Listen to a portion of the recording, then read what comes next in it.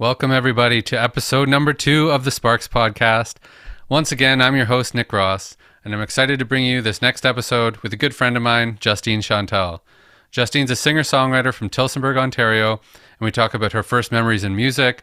She shares her experiences getting into the music industry, as well as writing from the heart, and she shares her inspiration and the story behind her new song, Highway 59.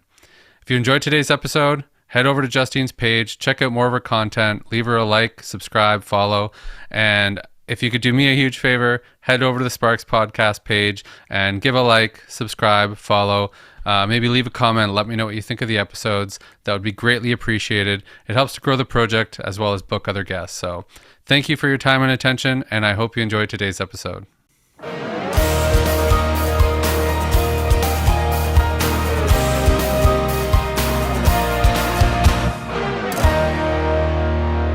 What I was hoping to start with is maybe some of the earlier memories of music. Okay. So is there anything that stands out to you that's really memorable? I know there's maybe a beluga story in there somewhere. Oh my God. But is there anything that stands out to you as a good first memory? Yeah. I remember singing open mic. Like we had a little karaoke, not even open mic. I shouldn't say open mic. We had a little karaoke machine at home. And I remember singing Goodbye Earl in the karaoke machine with my mom. Yeah. With my mom. Yeah. I remember being in the car and listening to Shania Twain all the time. Right, yeah. All the time. What else? There's a few embarrassing stories too. What was one? What was this one song that I was supposed to sing? But there was a song that I was going to sing at like a talent show or something. Oh, it was from the soundtrack. I forget what the song's called, but it was from the soundtrack of like the movie. You don't remember the movie All Dogs Go to Heaven? Yes, I do remember that movie. Yeah. So it was one of the songs from that one. And I remember going up and singing that when I was in grade 1. And it was all a cappella. I had no vocal training. On stage, that's cool. I just wanted to do it. And I remember my mother was like begging me not to do it. Really? Legit. Was begging me not to do it. And I went up and I did it. And it seemed to have gone well.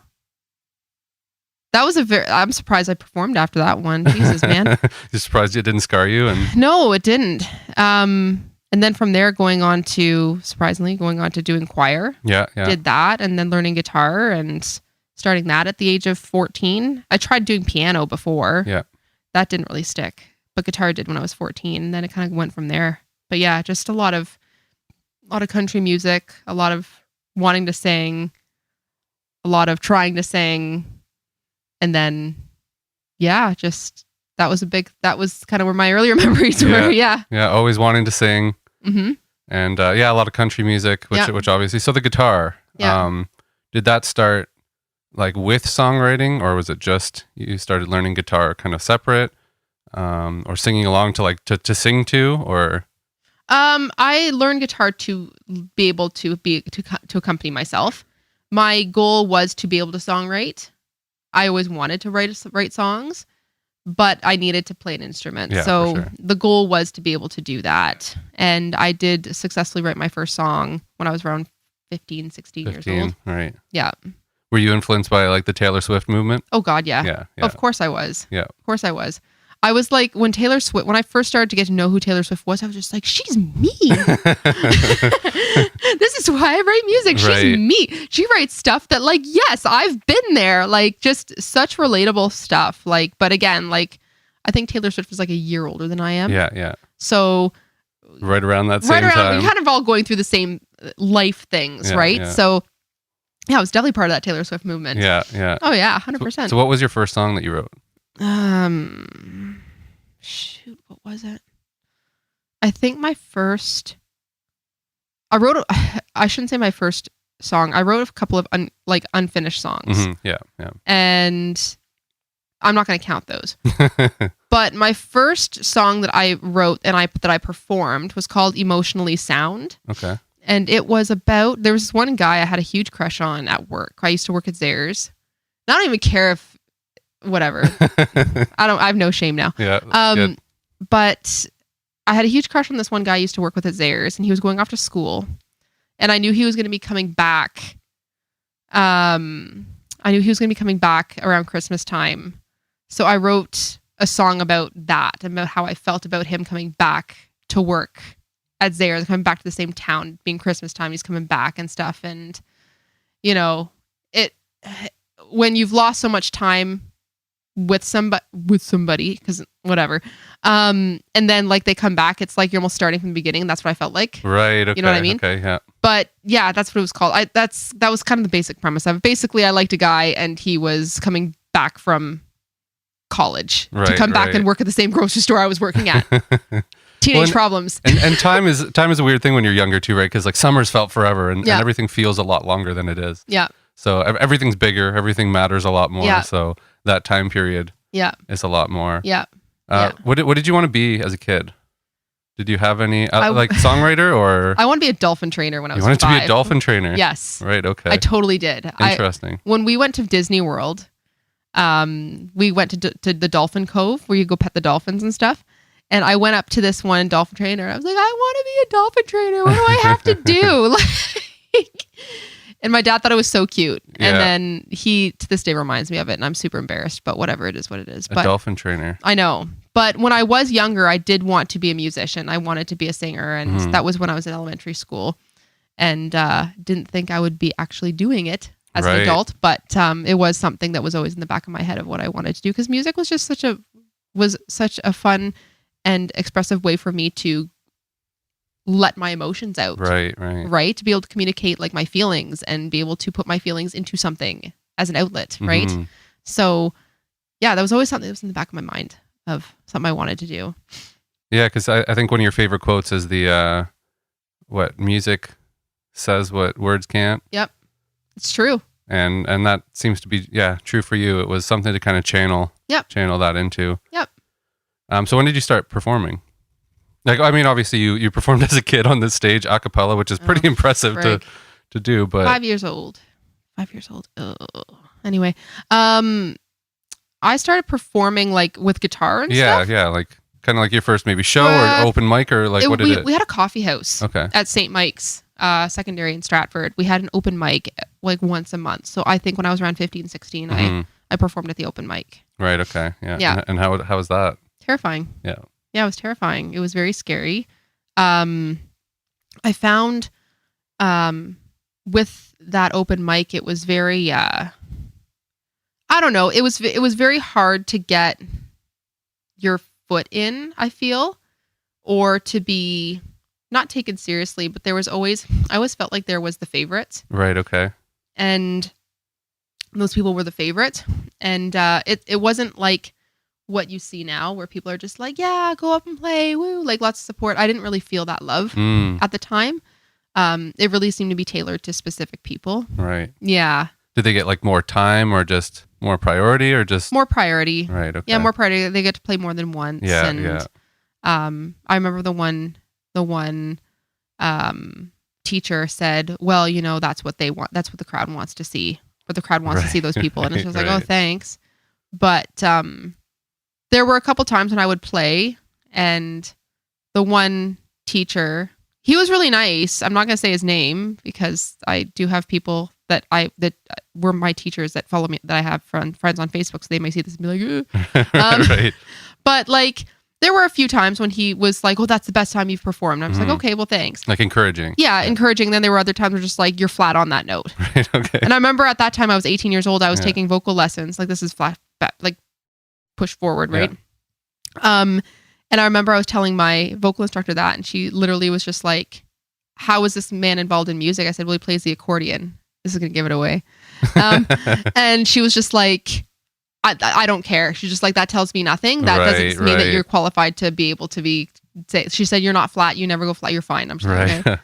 But that's kind of backed you up on that. She did. Yeah. I'm sorry. I go off on tangents. This is why music is, but yeah. So I found that's why it was so nerve wracking, because I just felt that it was a welcoming atmosphere, but like, I don't know, you'd go up and perform, and if you weren't one of the favorite people, you didn't really get much feedback. Right. And it really made you wonder, oh shoot, what did they really think of me? Yeah. Well, that's tough to get feedback like that too, when you first start out. Yeah. It's like you want feedback, but also it's a bit scary to be like, okay, what did you think? Yeah. And to hear something like, oh, you're flat, or it is good to hear, oh, that was your best performance. Yeah. But but to hear criticism early on can be difficult. There's nothing more unnerving, especially as a teenager, when you're performing for the first time. Right.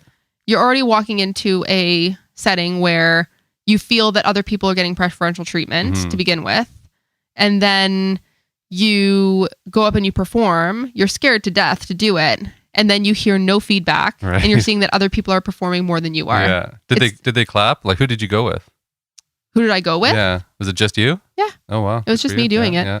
And that for me, that's very unnerving because you're just like, okay, are they just giving me my time because I signed up, or do they actually care to hear? You know what I mean? Yeah.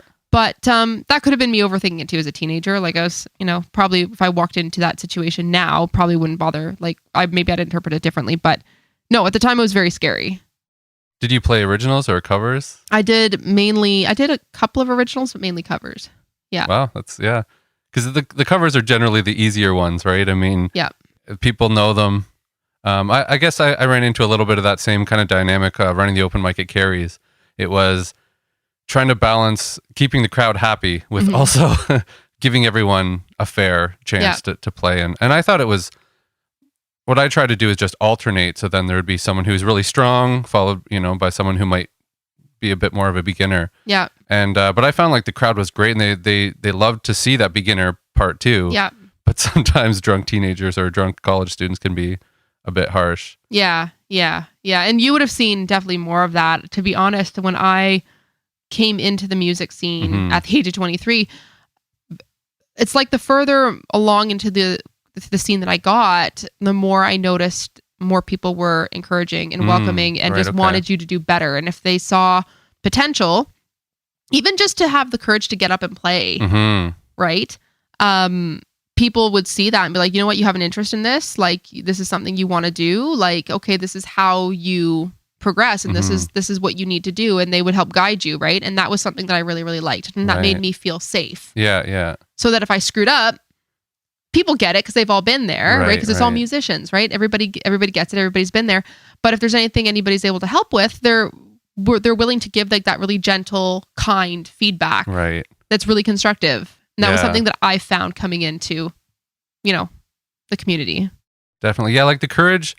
I think I wonder about if it takes more courage to get up on stage, like if you're bad, versus like if you're really good, if you can knock it out. Like, does it take as much courage as someone who sucks, who's just beginning? I think it takes a little bit. Like, I feel that when people are really self-aware, then they're the most nervous. But you get some people that, and you know what? I'm never going to knock this person, because at the end of the day, if you're getting up and you're having fun, I don't care, right? But if you have somebody who knows they're bad, but they're getting up and they're just giving her, I think that's a lot of, again, self-awareness, but also a level of like, I don't care. Yeah, there's something inspirational about that. And just having fun. And at the end of the day, that's what you're going up there to do, is just to have fun. Right. So, yeah, I think, when you have people who are really self-aware and some people who, it takes self-awareness on certain sides, like self-aware, but like overly critical, right? But self-awareness in terms of like, yeah, I know I suck, but I don't care. Right. So like awareness of like your level, like the humility of like, okay, I know I suck, I'm still going to do this. Yes. But yeah, for me, I always found, seeing the beginners at open mic or just anywhere, to see someone suck, and to see them up there and doing it, like, and then I'd see someone who's super talented, and it was a different feeling. Like that would be, inspiring in a talent way. Yeah. But then there's something inspirational about even like going up and sucking. Yeah. Doing something that you're not good at, and being willing to be vulnerable in that Absolutely. spot. Yeah. Yeah. And just having fun with it. Yeah. So that the open mic. Because that's where I met you. Yes. And that's where we met Leanne. Yes. And a lot of people out of that. Yep. So what was that like for you coming into Carey's, and kind of how did that kind of fit into where you were kind of coming into the scene? Oh, it was terrifying. I was this kid from Wellesley, 23 years old. I drove like an hour and 15 minutes to go to this open mic in London.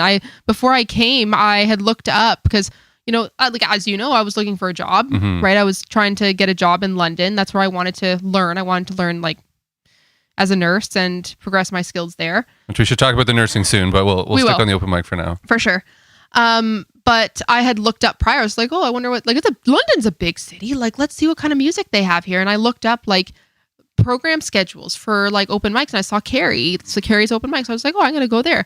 And just the courage to do that. It was like a night of it. I was just like, okay, like, let's check out what this scene is like. Let's check out what Carrie's is like. Let's check out what all this is like. And I just took an hour and 15 minutes, and I drove there and I did it. And it was terrifying because I literally knew nobody. Yeah, that's pretty... There's something, again, that courage to do that, right? Yeah. Of just to kind of go into the unknown, not know anybody. You know, a lot of people, they'll bring like a parent or a friend or even a spouse, you know, and go, at least they have someone that they know to kind of ground them or to keep them almost like a safety thing. But to go completely unknown, you know, kudos to you for doing it. I don't know where I had the courage to do that. Yeah. At 23 years old, I just didn't. Like, I was like, yeah, man, like, why not? There's a theme here too, right? Because like even as a kid, getting up on that stage, singing a cappella, you know, your mom kind of trying to convince you not to. Don't do it. But there was this determination or courage, and that's something that I definitely recognize and appreciate about you, that you have that that willingness to step into the unknown and uncomfortable positions and intense positions, and you hold your own. You get up there, and it doesn't mean you're not afraid to do it. Yep. Right, but you're willing to do it anyway. Yep. I think there was a period of time where I didn't come back for a while. Right. Okay, and then I did end up coming back again. But yeah, like, yeah, you step in because it's just like, well, like, what's the worst that's going to happen, right? Yeah, that was interesting. It's an interesting time, but yeah, so I'm happy I did it. Yeah, oh, me too. I mean, this is how we met, and I've been fortunate enough to play with you and write with you since, and a lot stemmed from that decision, right? Yep. And it's always interesting to me to try and pin down the start of something. You know, the idea with the Spark podcast is kind of like the start of an inspiration or an insight. So songwriting is a big one, right? Like that first little thing, that spark of something that turns into something else. Yep. And it's so hard to peg down for something like music of where it started, where it actually started for you, like, and it kind of weaves in, and there's all these themes going on, right? Yep. So the open mic. So what about mentors? You talked a little bit about people guiding you along the way. Big mentor of mine growing up, oh man, was probably one of my first vocal instructors. Her name was Emily Barkley. And this is when I was going to school and still living in Wellesley. I was taking vocal lessons from her fairly regularly, and she was always very helpful. For her and her husband, they played live regularly. And she just became not just a mentor and a teacher, but she was a friend. Right. Like just with, you know, I had a lot of really deep conversations with her, and yeah, she was a big one for me, I would say. I would say, you know, getting, as I got older, Gina Ferrugia, another vocal instructor of mine, she was very good to chat with as well. Just in the community there. Who else mentor wise? Just trying to think. Those are the two that really stick out for me at this point. You were a mentor for me. You taught me so much. You. Yeah. That was fun. We got to do the first EP, Stepping Stones, which I appreciate. That was fun to kind of start working together on that. Yep. And so maybe let's talk about the Stepping Stones. Had you done any recording before then? I think you had, right? I had done some recording with another friend of mine, Mike Meacher, who's in Cambridge. I did like a 3-song demo with him. And the thing with recording that's really terrifying is that you really realize your flaws. It's magnified. And I just remember getting into the studio with him, and I had to play to a click, and obviously never done it before. So I'm like, what the hell? And that was hard. And then listening to my voice and hearing it play back, and I'm just like, this sounds terrible. It sounds so much different. And playing to a click, if there's one thing someone can do when they're starting out of what can I do to prep for recording or anything like that, definitely learning to play to a click is something that's so helpful in so many ways. Oh yeah, like, and it's not just the 1-2 beats; it's the recognizing the 1, 2, 3, and 4 beats. Right. All of those, like, you know, those other ones. Then just make sure you're hitting those as well, because if you don't, it sounds weird too. Like, that's the biggest thing I've learned. But yeah, that's what made recording really scary. And even coming in recording. Like, we recorded Wild and Crazy first, and that was the other one. Then we did Stepping Stones, right? But but even coming in and doing Wild and Crazy, that was terrifying because I was somewhat familiar with the recording process, and I knew I knew how much it can like bring out your flaws, and how much it can really humble you to the point of being so terrified to even be like, I'm never doing this again. I sound awful. What the hell am I doing here doing this? But you made the process really easy, and you made the process really comfortable, and you just knew what to do to not make my voice sound terrible. You knew what to do to mix everything, that it was just like, oh, this sounds really good. Like I remember listening to the demos back from Wild and Crazy, and I was just like, this sounds really good. Like, this sounds really, really good. And even some of the demos from like the songs from, Stepping Stones, I remember just like, this sounds really, really good. Like just, it made me feel better about my own performance and my abilities as a musician and a songwriter. And it made me feel encouraged when I recorded with you. Right. That was the biggest thing. Well, thank you. Yeah. No, it was fun. And that was one thing that, taking MIA, learning from Dan Broadbeck, making the artist feel comfortable. Yeah. Right. Because I think it's all there. Yeah. It's all inside you. You have the talent. You were a great singer already. You're a great writer. So it's just a matter of, especially with nursing, coming in after a shift or something that's, you can carry stuff. And so to come in and try and make it a space, I really intentionally tried to do that, to like, once people are comfortable, just let them do what they do. Yeah. Right. So I appreciate the credit, but at the same time, I feel like a lot of it was you, of, trying to make you feel comfortable and then just letting you do what you did. Yeah. And it was fun. We got to work with a lot of cool people. We did. It was awesome. Yeah, that was good. I listened back to the songs now, and they were good songs. Like, they were good songs. What did I play?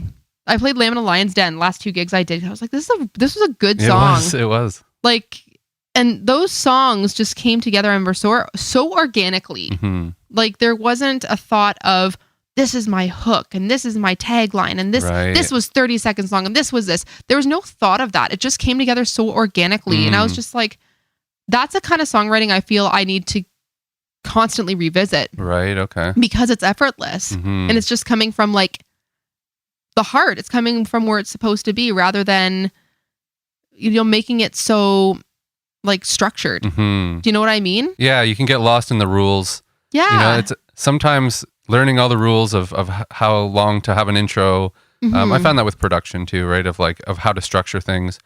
And you can get lost in that a little bit. Yeah. And I agree with you that there was something very organic about those early songs. Mm-hmm. And you were just kind of pouring your heart out into these songs. Yeah. And so how do you find, like, as you're writing over time, mm-hmm. do you find like you feel pressure to write a certain way?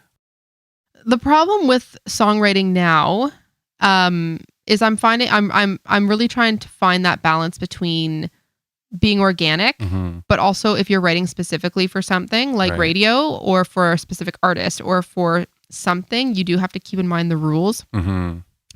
I am finding that the more people I write with and the more I get involved in the industry, like in the Ontario country music scene, those rules are really like there. Do you know what I mean? Yeah. Like I can't tell you how many writes I have where they're just like, okay, well, we have to, we write a verse and we're just like, well, we can't make it longer than this long. Mm-hmm. And I'm just like, but it sounds weird. Right. I listen to it, I'm just like, but it sounds like it needs a double chorus or a double verse or something, or it feels like it needs something, mm-hmm. or it needs something more to this. And so there's that aspect of it, but then there's also like, what's our hook and what's this and mm-hmm. our hook coming before and after, and how can we change make 2 different meanings out of it, which is fine. It adds like a piece of like intelligence and thought and creativity to it. But I find it makes it so it can sometimes make it very, like, it takes the heart out of it. Right. And that's what I'm trying to find that balance between the two. Yeah. Like the intellectual and the soul part of it, or like the songwriter part of it that wants to just express what's there. Yeah. Yeah. Because even for me, like writing for radio, like radio is so specific on what they want and so specific on what they're looking for.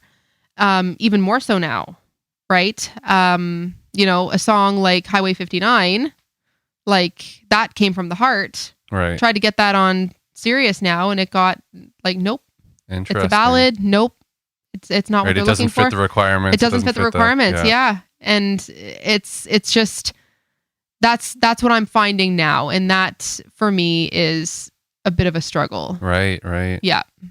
It's a bit of a struggle. Yeah. So what kinds of things do you write differently with the co-writes for that, and then you write on your own a bit differently, or like do you you find you get back to those moments of just writing from the heart, or those songs that just kind of write themselves?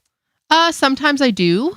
I find I have to be in a certain mental headspace for those songs that just come from the heart, right? And sometimes they'll come to me like in the most inopportune points where I'm just like, I need a piece of paper, or I need to get my phone out, and I have neither one of those things. I'm just like, ah. Right. But I have found too, though, that to a degree, when I write for somebody, I'm very much like, what are you looking for here? Mm-hmm. And in most cases, it's what's your hook? What's this? What's that? And how would this go well with radio? And how would this go well with this? That sometimes puts me in a very hook thought. Right. So there was one song that I wrote, and it was a very, like, it's a short chorus, but it was very like, had a phrase, had your hook and stuff like that. And that song kind of came quicker to me than actually sitting down and being like, let's pour from the heart. Like that for me, I have to be in a certain frame of mind to do that now. Right. Yeah. Yeah, for sure. And so for Highway 59, maybe we can talk a little bit of that. That was just released recently. Yes, it was. And I love it. I really like it. So how did that kind of start to come about? So, I lived in the Stratford area for about 16 years of my life. I lived in Stratford. Growing up, I moved around a lot. Just with my dad's work, we moved around a lot. So I was born in Montreal, moved to BC, moved to Ottawa. I never had like a stable group of friends for a long period of time. So I was constantly moving. But we always came back to my mom's hometown of Stratford to see my grandparents, see aunts and uncles. So that was a very stable, constant in my life. So when we moved back, that was home. And it was literally the longest place I had ever lived. But it was also a place that I had a lot of my formative years. So it's like where I finished, elementary school. It's where I went to high school, learned to drive. I still lived at home when I went to nursing school. Fell in love, I guess you could say, like started to go interested in boys and stuff, and a lot of formative things, right? And even after moving out at the age of 24, I still lived in Stratford. I didn't move very far. I was still in my family bubble. I was still in that bubble of what was home for me. So I felt very safe with that, and I felt very like, yep, nope, this is kind of where I came from, and this is me, and this is who I am, right? And after meeting Paul and getting married, Paul is somebody who is also very, he's very, how do I say this? The concept of self is very important to him as well. And there were a lot of formative experiences that he had growing up in Tillsonburg with his friends. But Tillsonburg, he was born and raised in. So he doesn't know, I can't say he doesn't know anywhere else because he did live in other areas, but not very far. And that's where he lived when you met him? It was Tillsonburg? It was Springfield. So it was 20 minutes away, actually. But still, he still had the same friends, still had the same everything, right? Nothing really changed. So, we lived in Stratford for about a year or so. I know he greatly struggled with living in Stratford because he was far away from the things that made him who he was. Right. So when we made the decision to buy a house, because we were renting at the time, Stratford cost an astronomical amount of money. It was crazy. To buy, if you want to buy in a good, nice area. Yeah. And if you want to live in a nice area, the taxes were ridiculous. So we made the decision to move to Tillsonburg, which I was like right off the hop, hell's no. I was like, hell's no, I'm not moving there, too far, which realistically it didn't make sense because it was only an hour, like from an hour from the farm, but also like 45 minutes. It wasn't that far, and it was actually quite direct. Yeah. But I was so dead set on like, nope, I'm not going.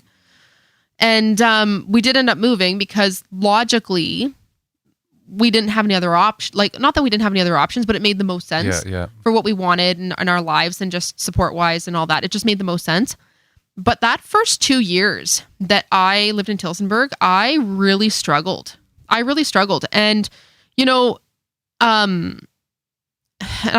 always struggle to try and put this nicely, and I hope I don't get in trouble for saying this, but this is the most honest way I can put it. When you move to a town that you're essentially moving into somebody else's town, right? You're moving to somebody else's home. Right. Right? And you're immersing yourself into somebody else's friend group, into somebody else's life, into somebody else's formative experiences. And as much as I was embraced into that, which was wonderful, it was very hard with me having such a strong concept of self and very proud of who I was, very proud of where I came from, very proud of what I worked for, because everything I worked for, I worked my butt off for. The music, the chances I took coming to the open mic, me going to London to get a job, working as long as I did in that, and the experiences I got from that, I worked for that. So, that made me who I was, all those things. And coming in and having somebody say to me, well, when we have kids, you can bond with my mom. And, you can work at the Tillsonburg Hospital with my sister. Like, would that be so bad? And it's kind of just like, but what about all these things that I worked for? And what about all these things? Right. So I almost felt like, in a sense, those really wonderful things that are being said to me to try and make me feel better was almost like, this is who you are now.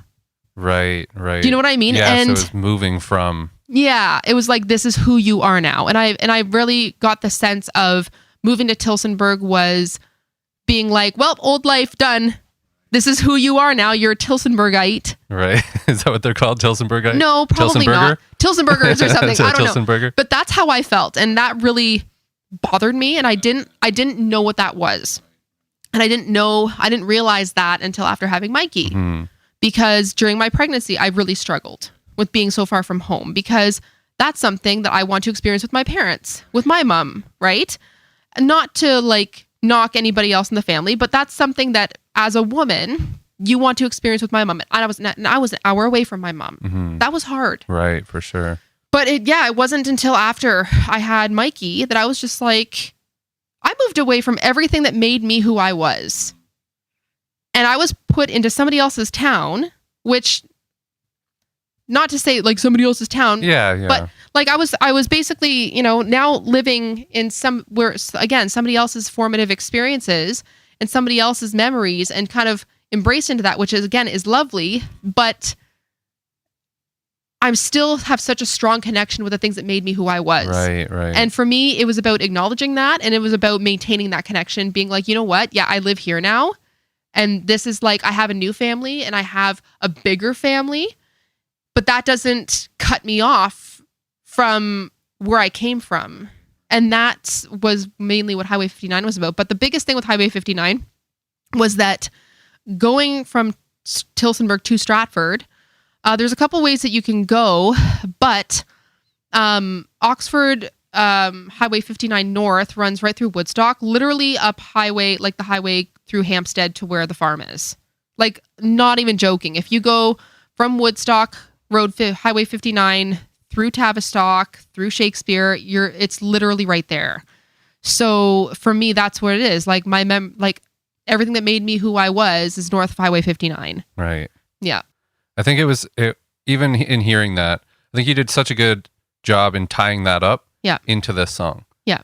And it's right. So I'm wondering, like, where, like, did you just grab your guitar one day and this was all kind of on your mind already and you wrote it down? Yep. Or did it happen over time? Did it happen quickly, the writing? I had the title Highway 59 for a while.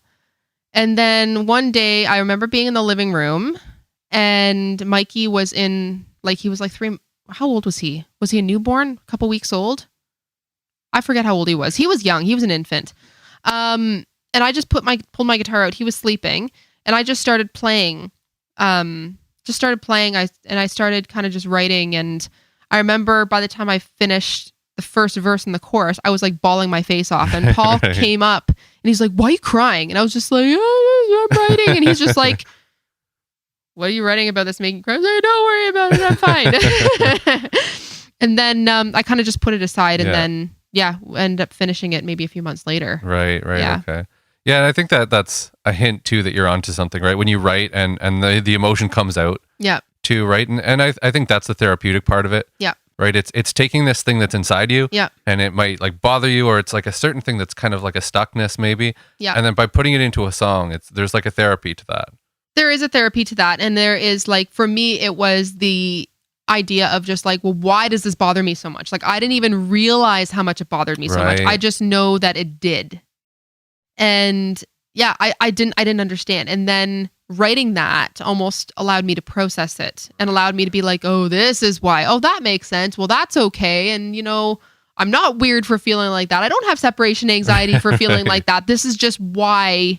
This is why. And that helped me process things better and help me kind of work through it and then be okay with everything and make those connections of like, where I am now versus where I'm from. And yeah. Yeah, that's it's pretty amazing that something like writing can offer that. I know there's a lot of people who look at it that way. I think in different ways. Some it's music, some writing books, in different forms. But yeah, that writing process of getting something out of you and understanding it and writing it down. Yep. So the old version of you, which is integrated with who you are now for sure. Yeah, for sure. But you were into like horses. You lived on a farm. Yep. So tell me about your horses. It was Tia? Tia, yes. So I had Tia. I got Tia when I was 14. So I was just starting high school. And I had just gotten back into horses when I was 12. I had volunteered at an equestrian center close by. And I had ridden when I was younger. When I was like 8, 9, 10, I rode. When we moved, I kind of got back into it. And I volunteered at this equestrian center, but I also worked at a friend of ours who unfortunately had a really bad car accident. She had 2 horses, so I went and I helped out with those horses. And one of those horses was Tia. And Tia was very young at the time. She was about 4 years old. And she was freaking crazy. She was crazy. She was absolutely crazy. I had no experience. I didn't know what I was doing. And I remember at the time, like we were looking at getting horses. And I remember saying to myself, like, yeah, there's no way I'm getting saddled with this horse. Right. Like, this is like, thank God I'm not going to be dealing with this. Like the horse I get is not going to be like that. Right. And I ended up taking her out and lunging her. I didn't know what the hell I was doing, but I was working with her and I just noticed a switch in her, like a change in her. And I was just like, no, there's something here. Right. Okay. There's something here. So I didn't really say a whole lot to the owner of the equestrian center because she was quite opinionated on a lot of things. And unfortunately, the equestrian community in that area was very tight knit. So everybody kind of knows each other's business. So she found out very quickly that I was working with our friend and their horses. And she like straight up discouraged me. Do not ride that horse. She's very green. She's unpredictable. You will get hurt. You will get killed. Just not encouraging. And that for me, like, of course, I didn't know at the time. So I'm just like, well, what do I do? All that you feel is just blatant discouragement over something that you really feel strongly about. So I didn't listen to her. I ended up taking that horse. As you usually do. No. That seems to be a theme. I'm going to do what I want. Yep. I didn't listen to her. So when I was in grade 9, we ended up taking that horse and bringing her to our farm with 2 young horses, 2 foals. And our friend thought it would be a great idea to hire the owner of the equestrian center to trailer these horses, like to trailer Tia to our farm. And she was pissed. Because she was the one who told you not to do it. Yep. Yeah. She was pissed. She didn't even look at me. She couldn't say 2 words, nothing. She was so mad. Apparently, I found out later after the fact that she went to a few people that we know and was just like ranting. She was pissed. She was not happy. I was like, whatever. But you got your horse. I got my horse. I learned natural horsemanship and I trained that horse. Got her under saddle again, reviewed all of that with her. She became a very good horse. She's in her 20s now. She's a great horse. No regrets. No regrets. I learned something. I learned like how to properly train a horse, what like horse psychology. If you want to learn how to train and work with horses, being a friggin' negative Nancy is not really the way to go. Right. Okay. Right. I learned a lot just from that, like of being dedicated, perseverance, accountability. Yeah. Because when you're a teenager and you're training a horse, like if you don't do it, the horse isn't get any better. So you got to kind of put the effort in. And it taught me a lot of discipline at a young age. That'd be pretty intimidating. Like a horse, it's one thing to, maybe train a dog or like a small animal, but a horse. Well, it's like a car. You make one wrong move and they kill you, but a horse is just more unpredictable than a car. Right. Right? Yeah. But Yeah, I look back on it and I was very lucky in a lot of sense that I didn't get more hurt than I did, I guess. But I wasn't stupid about it either. Like I did follow proper, precautions, and, I didn't push more than I should have. And I knew when to, notice when things were not going right, and notice signs that, the horse was getting pushed too much, and knew when to back off. And that's what really keeps you safe when it comes to horses, is being able to properly read them. Right. And oddly enough, people say horses are unpredictable. Horses actually give you very subtle cues before something happens. So you learn to look out for these little cues. Yep. And just understanding like horse psychology. And yeah, if you take a horse and you put them in certain situations that they're not prepared for, they may blow up. Be prepared for that. What are you going to do if they do? Like, that's just the nature of it, right? So yeah, that's just, when you learn that, you tend to stay more safe. Mm-hmm. Yeah. Yeah. So if anyone is questioning your authenticity as a country music person, yes, you're legit. Cowboy boots, living on a farm, riding horses. Yes, exactly. Training horses. Mucking out stalls. I did it. Yeah. You shoveled your fair share. I sure did. And you got in there. Yeah. And you got dirty. Yeah. And I think there's an authenticity to you and your music that I really like. Oh, thanks, Nick. It doesn't come across to me like you're trying to be anything else other than yourself. Yeah. And I think that's refreshing, and I like to see that. Yeah. And I like how you tell stories. Yeah. You want to tell the stories behind the songs, and I think that's really good. Yep.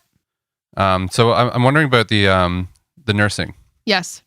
So now most people would be challenged to, hold a normal 9 to 5 and do music and the parenting. So you have all of these things and the nursing. That's pretty intense. Yeah, it's a lot. Mm-hmm. It's a lot. I work 12-hour shifts. Luckily, my job does allow me to have 5 days off at a time. When I was single and childless, it was a little bit easier to balance because I could book around my schedule. I knew when my set days off were. And so if I was recording, or if I was rehearsing, or if I was writing, like I could set those times for that. Although when I was single, I found that I was I like to fill my time up. That's for sure. Yeah. You're a busy person. Oh, it was awful. Yeah, it was very busy. I would book like 6 gigs a month on top of working full time. And I remember being exhausted all the time. But when it comes to all of that, plus having a child who's very busy, and Mikey's not in daycare right now. So basically I'm it. So I come off a 12-hour shift and then I have my child. Right. So a lot of that time is making use of naps, but it's also making use of I find for me what helps is that if I am committing to something, I have to do it. So I find the time to do it, or it's, hey dad, can you help me? I have to do this. Right. Or it's, hey mom and dad-in-law, I really need to do this. Can you help me out? Or it's, hey husband, as soon as you walk through the door, here's your son and I have to go do this. I don't do that often. Usually I'm able to, if I book far enough in advance, I'm able to start early and get a heads up on everything. But I find for me, the gigs and the projects that I do are very selective now. Yeah. Right? So that's changed. You think like becoming a parent has changed that for you? Yeah. Oh yeah, 100% it's changed. Yeah, 100%. Because you can't say yes to everything. Can't say yes to everything. Yeah. I can't say yes to everything. And at the end of the day, I need to be available for my child, right? Yeah. And plus just exhausting. There's some days, where I don't know how you do it. Yeah. You release a song like every year. Yep. And it's impressive, but yeah. So what do you do to ground yourself? What do you do to kind of, what does self-care look like for you?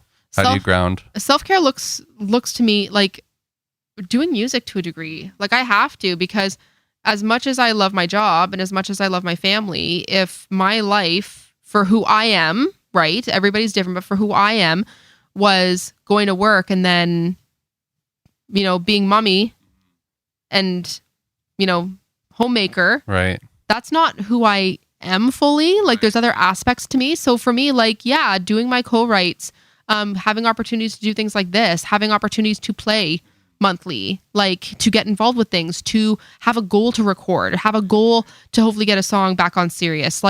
The having those things and working towards them, even if it's slow because of my time right now, That's self-care to a degree, because that's for my mental and to just feeds my soul. Right. Yeah. But the other thing for self-care for me is like eating right, exercising. That's a big thing for me. If I don't have energy to exercise, and if I don't stay on an exercise routine, I feel like garbage mentally. I don't feel good.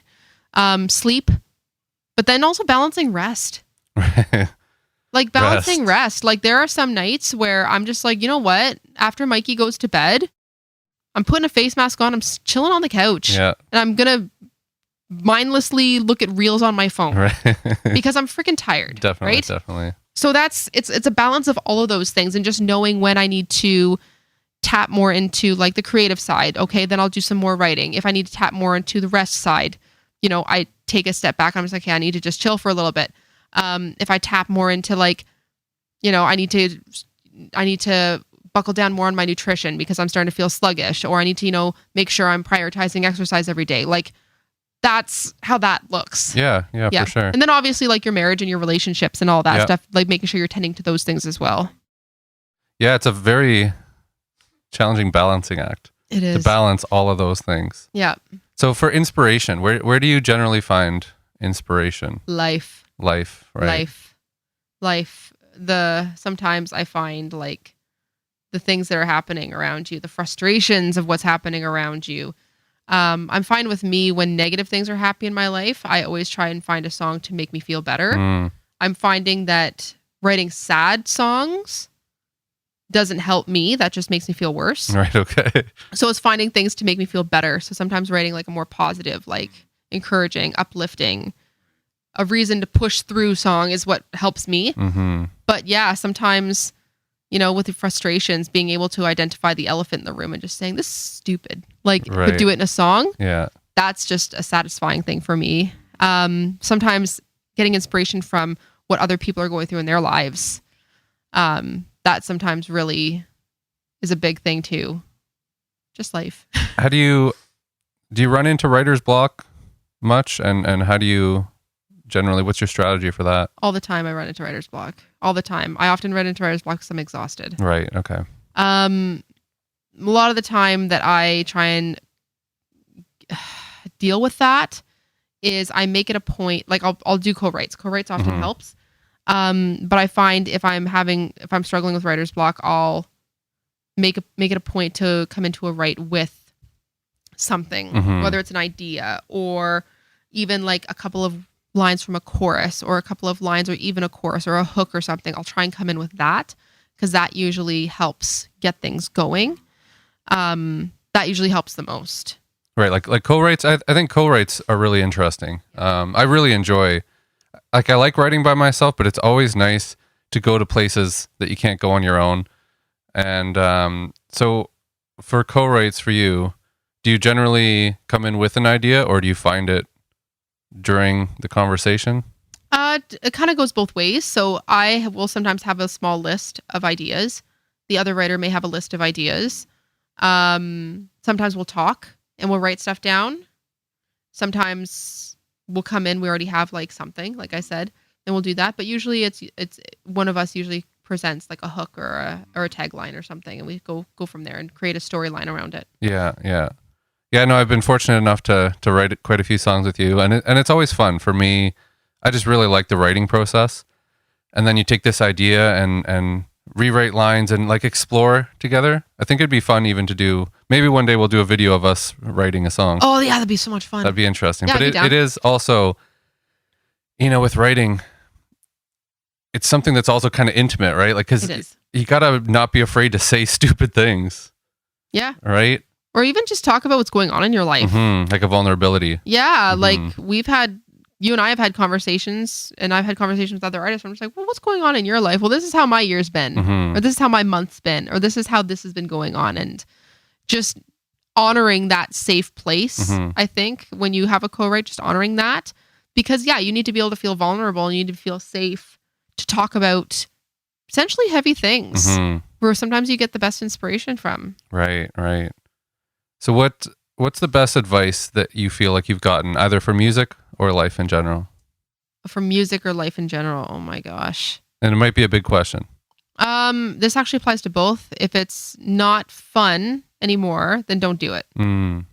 If you're not getting enjoyment out of it, then don't do it. If it doesn't bring you joy, right, don't do it. You have to start questioning why. Yeah, find your why. Yeah, Find your why. Yeah, that's some good advice. I've always applied that to music. Mm-hmm. I've applied that to life, and I've even gotten to that point in my life. It's just like, if this situation does not bring me joy, if it hurts me, I'm not going to do it. Mm-hmm.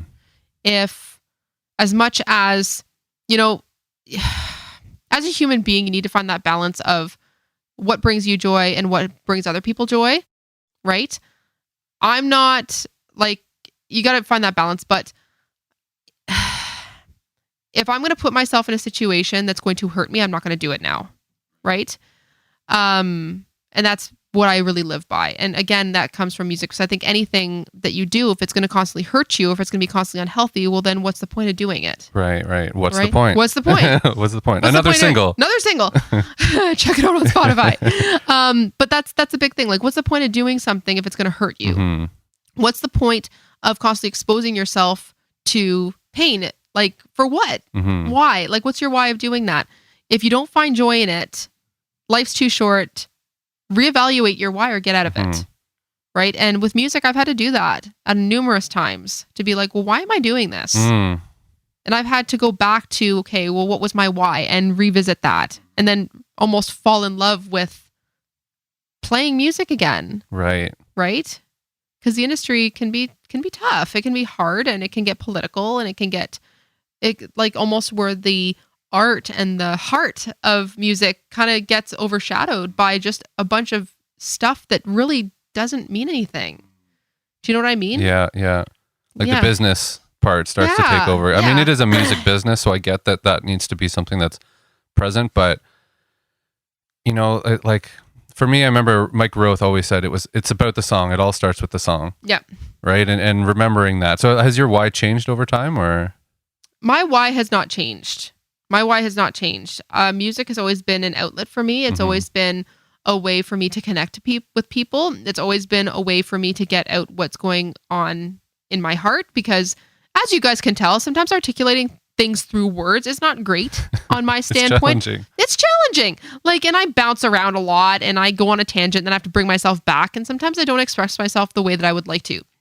But I always found that music always did it perfectly. And it wasn't just with the lyrics, but it was with the melody. It was with the chord progression. It was with the mood. It was with, and then if you want to dig deeper into the production, everything, you could just communicate a feeling and just get your point across with all of that. And that's what music always was for me. And I always get joy going up on stage and telling my story. I always do. The moment I don't enjoy doing that, I'm done. Right. And the moment that I get up there and I'm just like, I just don't want to do this anymore, or I don't find joy in that, or that's not therapeutic for me anymore, I'm done. Yeah. No, that's good. If you were to write a letter to your 18-year-old self, or give your 18-year-old self advice, what might that look like? It's actually funny, because a lot of the things that I would say to my 18-year-old self is a lot of things my mother said to me. Right. Okay.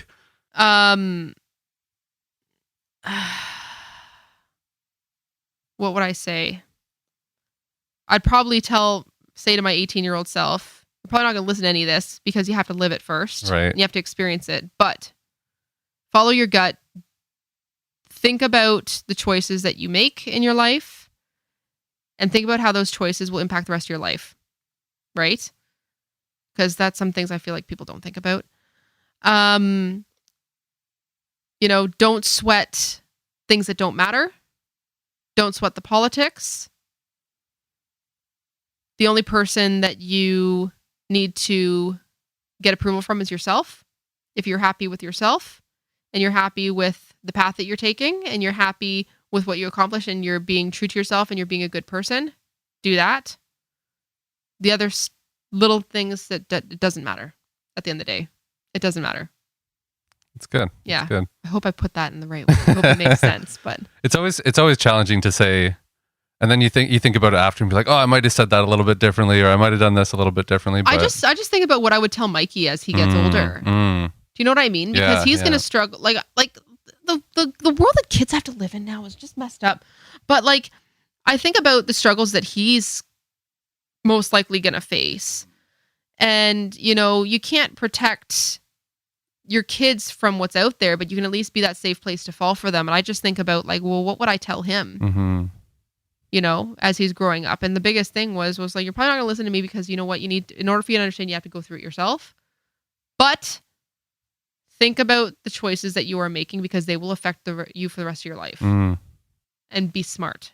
And that would be the first thing. And then the little stuff that doesn't matter, it doesn't matter. It doesn't matter. In the grand scheme of things, it doesn't matter. So focus on what matters. Focus on what matters. Pay attention to the choices that you're making. Yeah. And how they're going to affect things. Yeah.